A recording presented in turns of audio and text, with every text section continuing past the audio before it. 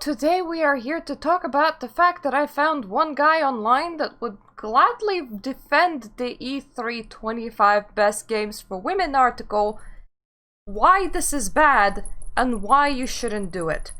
Yes, indeed, Upper Echalon Gaming has decided to take the stance of that the article was completely correct.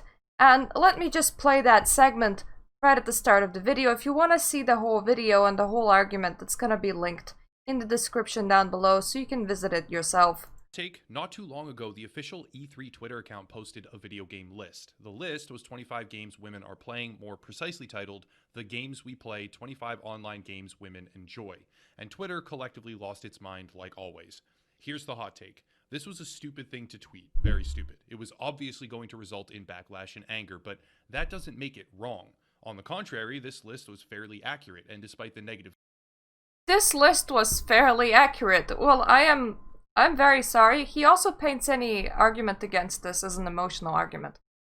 My current job is to do with feeding data to an AI, and important data is quite important.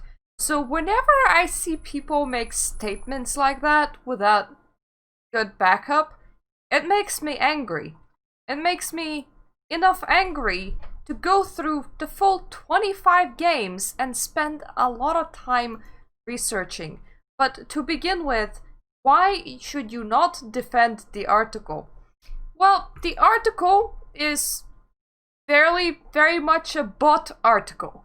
As in, the article just had a whole bunch of worthless things thrown together. It would be kind of like a seller's description of an item that goes, very cool, hip, awesome, amazing, stretchy sound device.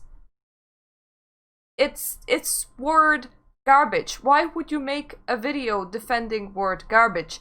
How do we know that it's a bot article? Thank you for asking. Article had 3 titles. 25 online games that women enjoy. Most of these games were not online. 3 games for women. Most of these games were not free. And then your tweet specifically stated games that women gamers play. When you have a piece of information with 3 different titles, and 2 out of 3 have a piece of them that are demonstrably very easy to demonstrate that they're false, maybe reconsider defending it. Maybe don't. But let's go game by game, because I spent a lot of time trying to find information on these. Sudoku, no demographic breakdown available. I will say no data a lot, because there is indeed no data for most of these things. It is unsubstantiated claims. If you have data to prove me wrong, feel free to link me to data to prove me wrong. Please link me to specific game-by-game breakdown and not generic puzzle games category data, because puzzle games is a very wide category. Anything from Candy Crush to Sudoku falls under puzzle games. There are games that are a lot more logical, and there are games that are a lot more expressive, and they will still be considered a puzzle game. Find items is considered a puzzle game, and women do actually quite enjoy these. That does not mean that they would go for a classic card game, or at least a classic card game that's not dressed to suit them. Therefore, Sudoku, no data. Sayonara Wild Hearts, no demographic breakdown. On top of that, if we go to Steam Spy, it sold about 100,000 copies. Estimated 50,000 to 100,000. It is a very small game. This isn't gonna be the last small game on the list. It's not free, and it's definitely not online. So, hey, 2 out of 3 titles. Immediately wrong. Why would you defend this article? Candy Crush Saga. By article's own definition, 64% of Candy Crush players were female. These breakthroughs are getting like very close to actual 50-50 breakdown.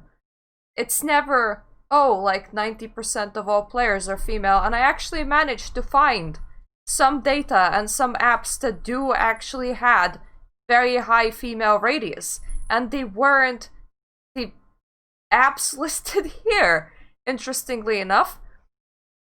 Harry Potter, Wizards Unite. No demographics, struggled to find who read Harry Potter books or watched movies. Universe didn't target anyone in particular, so hard to actually find demographic breakdown. This is a common thread, really. Solitaire doesn't target anyone. Sudoku doesn't try and target anyone. Even Animal Crossing doesn't target anyone. Further down the list, Animal Crossing's New Horizons.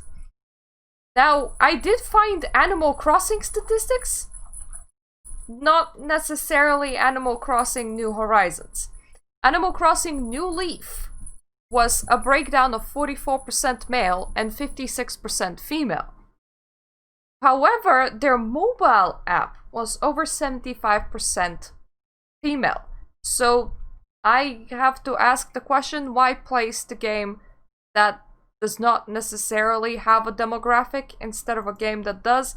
Overwatch, Upper Echalon Gamers thought that Overwatch shouldn't be on the list as well, which once again makes me question, why would you defend an article that's this crappy? Overwatch had 16% female player base. 16%. It's on the list of either games played by women, free games for women, online games for women. You pick what kind of list this was, because even the author didn't know what the list was. In fact, the author probably threw this list together in 3 minutes, and then the internet gave it fame by forever preserving it, and apparently defending it. Defending this kind of piece of journalism, because that's what you want to do. Solitaire? No demographic breakdown. Once again, if anyone knows these kind of things, please actually inform me. That would be very, very useful. The Sims 4, majority female audience assumed, full breakdown not available ever since 2008. 2008 split was 60% female, 40% male. Stardew Valley, no demographic breakdown. They're not even trying to target a demographic. A lot of farming games don't try to target a demographic. Spelunky, no demographic breakdown available, platformer game. If I had to bet, I would bet on majority male assumed. Bejeweled Classic, I assume mostly women, no demographic breakdown available. Bang Dream, girls band party, demographics completely unknown. Casino World, demographics unknown, 2015. Article states that only 12.5% of the players on PokeStars were female.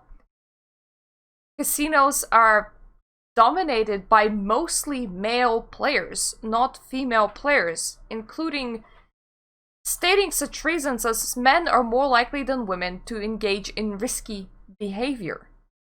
Women start gambling much later in life than men do. Society expects more from women than they do from men. I wouldn't ever expect a gambling app to be female-oriented. I couldn't find anything to state that a gambling app would ever appeal to women. Star Chef cooking game, no demographic breakdown available. I would assume majority female player base. Tiny Wings is a game so tiny that it only has 4,600 ratings. It was downloaded by all people. It's not free, it's not online. Once again, it got into a list with 3 different titles for very much unknown reasons. I suppose you looked at the pictures and were like, oh, it's cute, so it must be played by women. Or, oh, it's casual, so it must be played by women? Heyday is a farming sort of game, no demographics, would assume female due to farm will. Kim Kardashian, I would assume female, no demographics breakdown provided. Harvest Moon, no demographics found, would question if it was female or male, because up until Nintendo Switch, majority of players that owned a Nintendo console were male, not female. Nintendo Switch is getting a lot closer to breaking even 30% of the early adopters were women, but that number increased as it continued living. House Flipper, no data available. However, if you look at it, majority of architects are men. Women make up slightly more than 40% of architectural graduates. 25% of designers in the profession and 18% of major design awardees. Yet women account for only 5% of technology directors at American architecture firms. Architecture is largely a male-dominated field. I wouldn't expect a video game to get away from that, honestly. Yes, women can have an interest in architecture, and so can men. Games like House Flipper are not trying to target a particular audience. I don't know why you would then go, oh, this list is very accurate. Just Dance, no data. I would assume female, but no data. Now, Disney's Code Illusion is not even a game. It definitely targets women. But outside of that, their biggest social media has only 300 likes. I would love to see the data on how many people adopted this. It is definitely not a thing that a female gamer would go to play a game, because it's not a game, it's a coding app. Your 25 games list includes not all games, it includes coding app. Coding app that barely has any adoption rates and is not free. That would be like me making a 25 list of games for men and including Masterclass. Would you like to use the website Masterclass? Because apparently it's a game now. Drawful 2, no data. Love Letter, no data. And Tetris, no data. If any of you have actual data on these things, please let me know, because the article didn't disclose this, but apparently, the way that the internet is gonna remember this from the views and from like to dislike ratio is the fact that this article was correct, and that women just got angry for no reason, because we are emotional creatures that can't look at things logically, and it just frustrates me to no end. How can you defend an article with 3 different names that provides practically no data, that you obviously didn't look for data yourself, because this isn't gonna be the conclusion that you would have arrived if you did look for data? Yet if you look online, it's gonna be the women that complained against this, they're gonna be looked down upon. Gonna be told that they're whiny and that they don't understand statistics and that they're too emotional. And I want to understand why would you make a video and release a video like this into the wide world, demeaning the other sex like that? How would you feel if I made a 25 games that men enjoy list? And once again, in first of all, let's include online, then let's include free, and let's recommend Masterclass to you. It's not even a game. E3 did a very, very bad job with that article. They don't deserve to be defended. They shouldn't be defended. Yet here you are. Here you are defending it. And it disappoints me so much that this is the second video that I make about this. It's just... makes me angry. It makes me angry that this is how internet is gonna receive this kind of information. This is what they're gonna take from it. This is what they're gonna remember about it. And I can't do anything to change that.